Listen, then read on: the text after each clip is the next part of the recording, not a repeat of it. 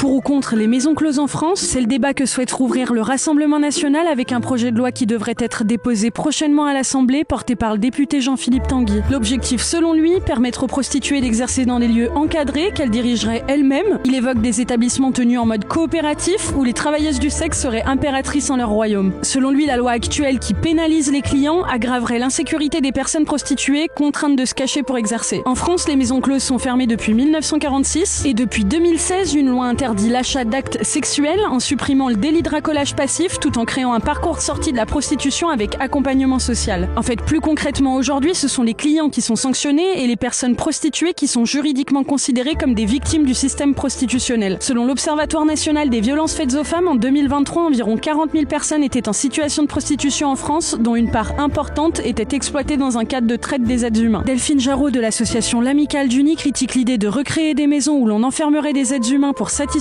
des besoins sexuels. Jean-Philippe Tanguy reconnaît lui-même que le terme maison close pose problème. Il estime qu'il faudrait sans doute trouver un autre nom.